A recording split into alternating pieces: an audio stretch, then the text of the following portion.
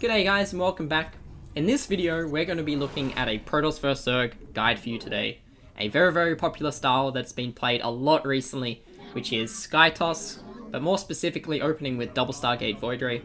Over the last month there's actually been a lot of changes to this style, so any videos that you saw, at the end of last year or whenever the Voidray buff came about aren't entirely valid anymore, although you can still get a lot of information out of them. But this video is really going to show you guys how to do the updated style where we mass a lot of Voidrays and collect a lot of Zerg tiers. Really like this build. It's going to be awesome. I've been doing it a ton. I think on the Korean ladder I have like a 63% win rate or something like this. Kind of nuts.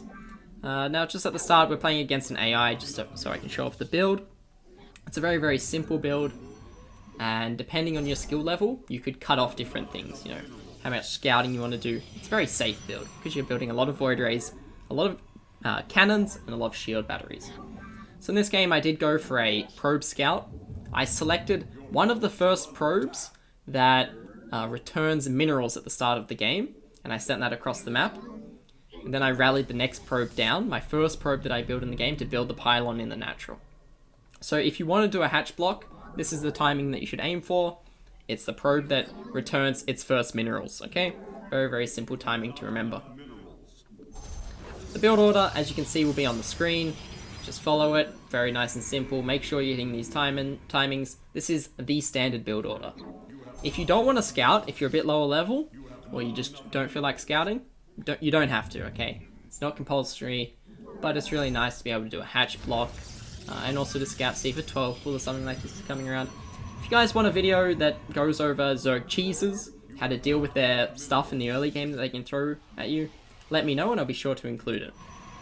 So essentially what this build is it's a Stargate build, and we start producing out of 2 Stargates a lot of Voidrays, eventually going into disruptors, and then as the game goes on, getting into skytoss, carriers, high Templar, this kind of thing. Now, I'm going to show some games later on how to deal with the Queen Walk strategy, so stick around to the end of the video if you're interested in seeing, what Zerg can throw at you to throw you off, and how to deal with that. It's a really good game, and I learned this style actually from Zest, so if you want to watch Zest versus Reyna in the recent season finals, really good series to learn this style from. Watch the games on Lightshade, and watch the games on Beckett Industries. They're really good. So we're starting off with an Adept. We'll then get a second Adept. Now if you can, spare some APM, you want to go across the map with your Adept and do some work. But if this cuts into your probe production, if this distracts you, just don't do it. All that I'm looking for here is to check the drone count on the natural, and as well as that, a third base. Now this is against AI, so it's a bit hard to say, but it's okay. We're going to start up a Voidray, and then as soon as you build your first Stargate unit, you build a Pylon. So it's on like 41 supply. If you do this, you will never get supply blocked at 46. So repeat after me. Pylon as soon as you build your first Stargate unit. It's the same in every matchup, by the way. Against Terran, if you open Stargate, build that Pylon as soon as you start your first Stargate unit. Very simple.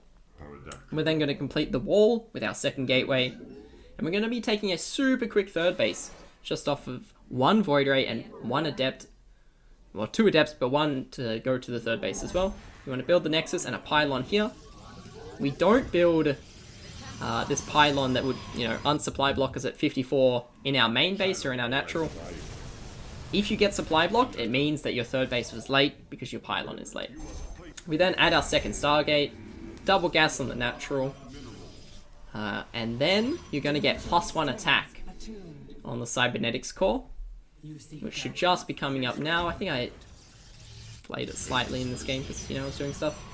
What you want to do with your first Voidray is to just go around your base, searching for overlords. Nidus worms could be coming in, stuff like this. So you want to clear out all Zerg scouting, and then you can just leave the Voidray at home patrolling, defending this third base. This Oracle can go across the map. If you're not confident with it, you don't even have to build it. You could just build Voidrays. If you're not confident in microing it, you can also just use Revelations to do some scouting, patrol it, revelate the queens, use Revelation on units, on hatcheries, stuff like this. We then start double Voidray production, And most importantly, this is the key thing with this build, is you need to build a forge at 4 minutes 40, okay? So that forge is already down. And this is how we hold queen pushes, okay? This is the most important thing. To deal with a queen push, you actually need to have cannons and shield batteries. Your cannons are actually your main DPS, whereas you might think it's the Voidray. It's actually not. The Voidrays are there to clean up Zerglings, Roaches, Ravagers, but they can't ever actually kill the queens. So you need cannons, shield batteries for your main DPS. So if you see a push coming out, you know, with your Oracle that you're using to Revelate, that's when you start building mass shield battery, mass cannon. Even still though, like, there's nothing wrong with having shield batteries and cannons. So then we're going to add our Robo. Compared to earlier styles of this, we actually add the Robo quite late, and we also didn't add a Twilight. That's a really big difference. We're playing shield battery, cannon, Voidray. So I'm going to start adding some shield batteries, some cannons around the place. I'll add some gateways as well. Zest goes up to like 8 gateways, which I find really odd, because you actually don't have charge, you don't want to warp in Stalkers. But they do have their uses, so if you can afford them, if you're not being all-in, you definitely want to build more gateways. But if you're being all-in, put all the focus on shield batteries and cannons. Put some shield batteries, cannons in my natural base as well. And if you're worried about Mutalisk, you can put a cannon in each of your mineral lines. When our Robo Bay finishes, or Robo Facility, I should say, you build 2 observers, chrono boost that out, and add a Robo Bay, a Disruptor Den. Because we're going to be playing Voidray Disruptor. I only just realized this, but it's kind of funny that, I don't know, back when Neeb was having his year of dominance, I was like, you know what's going to happen one day? Voidray Disruptor. That is going to be the key build. That's the next thing. It took like 3-4 years for it to come true, and multiple buffs, but there you go. It happened.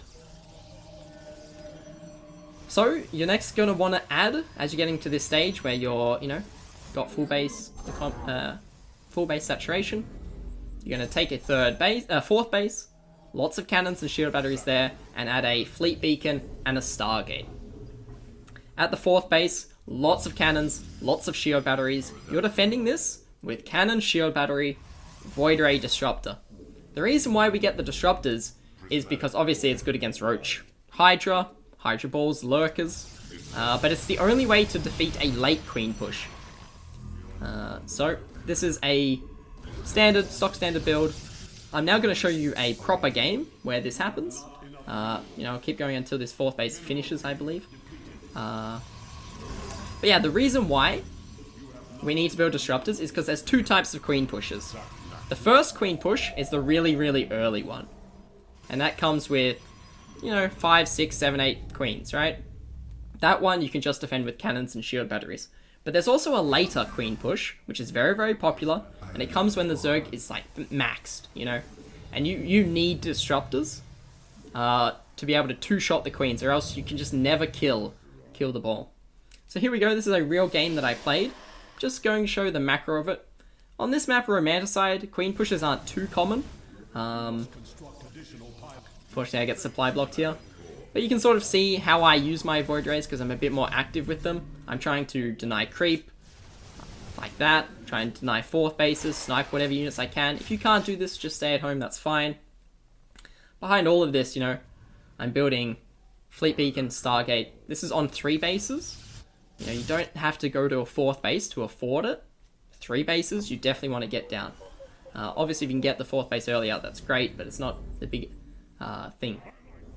Because oftentimes you can't hold the 4th base if they hit a really quick timing. Going into Disruptors now. Nice and simple.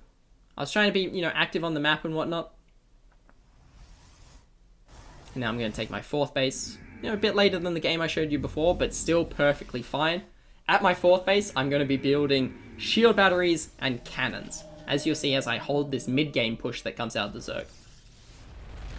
He's decided to do a Viper Lurker timing with Hydralisk. But as long as you have shield batteries, as long as you have the battery overcharge, you'll be fine. You hold this stuff. I got 1 good disruptor shot. That's all you need. 3 carriers, plus 2 attack. Super strong style. Really, really hard for Zerg to deal with.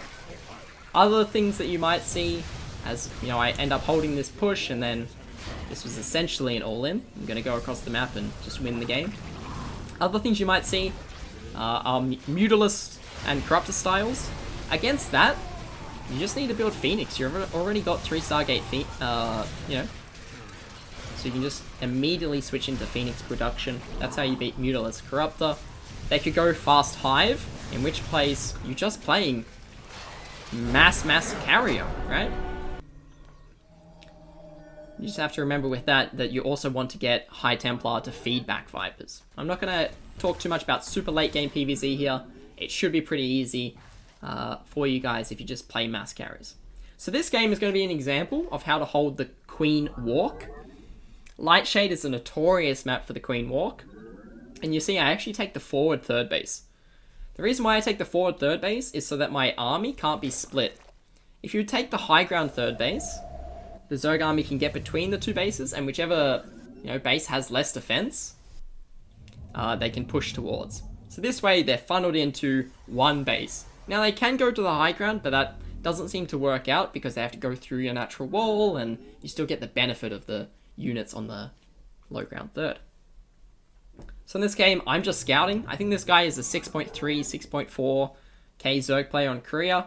Don't know who it is. It's one of like, that kind of MMR is like lower Korean Zerg pro, something like this. Maybe one of the foreigner Zerg pros.